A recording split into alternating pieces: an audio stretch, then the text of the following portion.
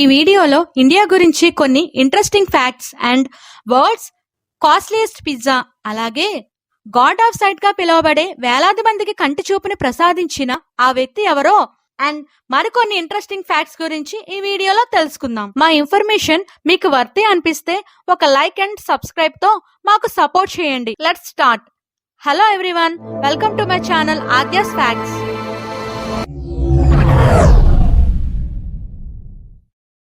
God of sight ఎవరో మీకు తెలుసా? అతనే నేపాల్కు చెందిన సందూక్ రూట్, ఒక ఆప్థమాలజిస్ట్. ఆఫ్రికా అండ్ ఆసియాలో 1,80,000 మందికి పైగా క్యాటరాక్ట్ సర్జరీలు చేసి వాళ్ళకు కంటి చూపును ప్రసాదించారు. Ruit Tilganga institute of ophthalmology founder and executive director. అతి తక్కువ ఖర్చుతో సర్జరీ ఇంప్లాంటేషన్ కోసం ఇంట్రాక్యులర్ లెన్సెస్ తయారు చేసి సర్జరీస్ లో కాస్ట్ తో చేసేవారు. ఇతనికి రామన్ మొగ్సెసే అవార్డుతో సత్కరించారు. ప్రపంచం అంతటా క్యాటరాక్ట్ న్యాయం చేయడానికి హైలీ అఫోర్డబుల్ అండ్ సస్టైనబుల్ వేస్ ని డెవలప్ చేసినందుకు king of Bahrain countries highest civilian award అయిన ఈసా అవార్డుతో సత్కరించారు.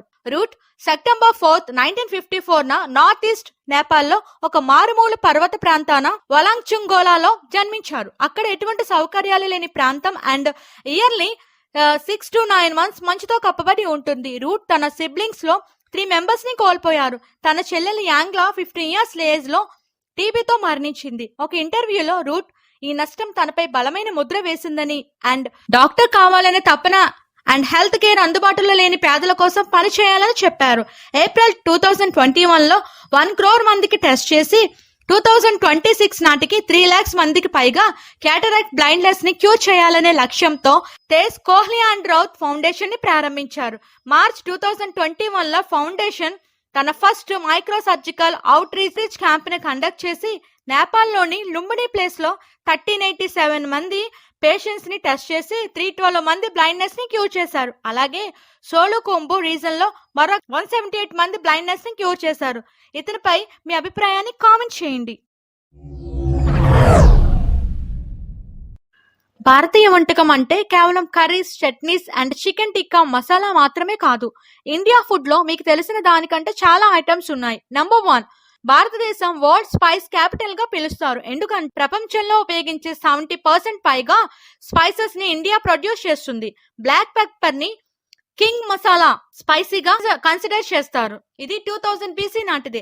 యాన్షియంట్ టైంలో బ్లాక్ పెప్పర్ ని చాలా వాల్యూ ఉండేది అండ్ వాటిని బ్లాక్ గోల్డ్ తో పోల్చేవారు. నంబర్ 2, సౌత్ ఇండియా వంటకాల కన్నా నార్త్ ఇండియన్ వంటకాల్లో మిల్క్ ప్రొడక్ట్స్ ఎక్కువగా యూజ్ చేస్తారు. అందుకే సౌత్ ఇండియన్ వంటకాల కంటే తక్కువ స్పైసీగా ఉంటాయి. నంబర్ 3, ఇండియా పాపులేషన్ లో కేవలం 29% మాత్రమే స్ట్రిక్ట్ వెజిటేరియన్ డైట్ ని ఫాలో అవుతున్నారు. నంబర్ 4, ఇండియన్ ట్రెడిషనల్ వంటకాలు పెట్టింది పేరు. ఒకసారి రుచి చూస్తే మైమర్చిపోతారు. 200కి పైగా Indian desserts, traditional gulab jamun, honey syrup తో సర్వ్ చేసే వెరైటీ ఆఫ్ డిజర్ట్స్ ఉన్నాయి. నెంబర్ 5, చాయ్ ఒక యాన్షియంట్ డ్రింక్, మసాలా కలిపి చేసిన డ్రింక్. 5000 years బ్యాక్ ఈ చాయ్ ని మెడికల్ ట్రీట్మెంట్ కోసం యూజ్ చేసేవారంట. ప్రపంచంలోని అత్యంత ఖరీదైన పిజ్జా. అంతేకాదండోయ్, దాన్ని తయారు చేయడానికి సుమారు 72 hours పడుతుందంట.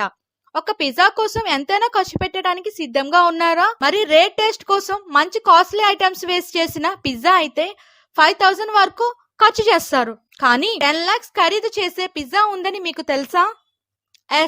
ఆ పిజ్జా పేరే లూయిస్ 13. దీని కాస్ట్ $12,000 అంటే మన ఇండియన్ కరెన్సీలో అక్షరాల 10 lakhs అన్నమాట. పిజ్జా ఏంటి ఇంత కాస్ట్ అని అనుకుంటున్నారా? ఈ పిజ్జాని కొనేవాళ్ళు కూడా ఉన్నారండోయ్. ఇంత కాస్ట్ ఉందంటే ఇందులో ఏదో స్పెషాలిటీ ఉండే ఉంటుంది. Let's know. దీన్ని తయారు చేసింది రెనాటో వయాలా. ఇతను ఒక master pizza chef and Italian acrobatic pizza team లో member and worldwide one of the pizza making expert. Louis 13 ని సెలెక్టెడ్ కస్టమర్స్ కోసం తయారు చేస్తారంట. 20 centimeters ఉన్న ఈ పిజ్జా ఇద్దరికి సర్వ్ చేయవచ్చు. ఈ పిజ్జా రెడీ అవటానికి 72 hours టైం పడుతుందంట. బాగా ఆడించిన పిండితో తయారు చేసిన ఫ్లాట్ బేస్ మీద ఇటాలియన్ బఫెలోస్ మిల్క్ నుండి తయారు చేయబడ్డ మోజరెల్లా చీజ్ ని టాపింగ్ చేసి కాగ్నే అనే ఆల్కహాల్లో కాల్చిన అత్యంత ఖరీదైన లాబ్స్టర్, అదే మన భాషలో పీతలతో టాపింగ్ చేసి క్యావియస్ మెడిటేరియన్ అండ్ ముర్రే రివర్ నుండి కలెక్ట్ చేసిన ఆస్ట్రేలియన్ పింక్ సాల్ట్ తో ఈ పిజ్జాను తయారు చేస్తారంట. అంతేకాదండి, ఈ ఖరీదైన డిష్ ని వయాలా స్టీమ్ ఫ్రాన్స్ అండ్ వాళ్ళ స్పెషల్ కట్లరీతో సర్వ్ చేస్తారంట. అందుకే ఇంత తతంగా ఉంది కాబట్టి ఈ పిజ్జా ఇంత కాస్ట్. వామ్మో, ఈ పిజ్జాకు ఒక నమస్కారం. కొన్ని ప్రొడక్ట్స్ మీద use by or best before అని లేబుల్స్ ఉండి వాటి కింద కొన్ని డేట్స్ ఉంటాయి. అవేంటి? యూజ్ బై డేట్ ఏంటంటే అవి ఫుడ్ ప్రొడక్ట్స్ లో మెన్షన్ చేసిన పర్టికులర్ డేట్ లోపల యూజ్ చేయటం సేఫ్ అని అర్థం. ఈ లేబుల్స్ జనరల్ గా రిఫ్రిజిరేషన్ అంటే processing food items like fish products package మీద ఉంటాయి. డైరీ ప్రొడక్ట్స్ ప్యాకింగ్స్ మీద ఉంటాయి. డేట్ ఎక్స్పైర్ అయిన తర్వాత కూడా కొన్ని ప్రొడక్ట్స్ చూడటానికి బాగానే కనిపిస్తాయి, కానీ హార్మ్ఫుల్ బ్యాక్టీరియా ఫామ్ అవుతుంది. వీటిని వాడటం వల్ల ఫుడ్ పాయిజనింగ్ అవుతుంది. కొన్నిసార్లు సివియర్ హెల్త్ ప్రాబ్లమ్స్ ఫేస్ చేస్తారు. అందుకే ఈ లేబుల్స్ ని నెగ్లెక్ట్ చేయకండి. ఈ యూజ్ బై లేబుల్స్ ఉన్న ఫుడ్ ప్రొడక్ట్స్ ని డేట్ టు డేట్ చెక్ చేసుకోవాలి. ప్రాసెసింగ్ ఫుడ్ ఐటమ్స్ 24 అవర్స్ లోపల యూజ్ చేయాలి. యూజ్ బై డేట్ తర్వాత ప్రాసెసింగ్ ఫుడ్ ఐటమ్స్ ని ఎట్టి పరిస్థితుల్లో యూజ్ చేయకూడదు. బెస్ట్ బిఫోర్ ఏంటంటే ఆ ఫుడ్ ప్రొడక్ట్స్ లో మెన్షన్ చేసిన పర్టికులర్ డేట్ వరకు ఫుడ్ క్వాలిటీ బాగుంటుందని అర్థం. ఈ labels fresh, frozen, dried and tinned foods products మీద కనిపిస్తాయి.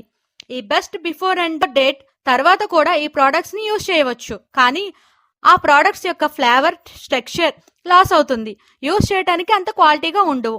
ఈ బెస్ట్ బిఫోర్ లేబుల్స్ మెయిన్లీ ఎక్కువ కాలం స్టోర్ అయ్యే ఫుడ్ ప్రొడక్ట్స్ పై కనిపిస్తాయి. ఈ వీడియో మీకు నచ్చినట్లయితే please like, share, subscribe my channel.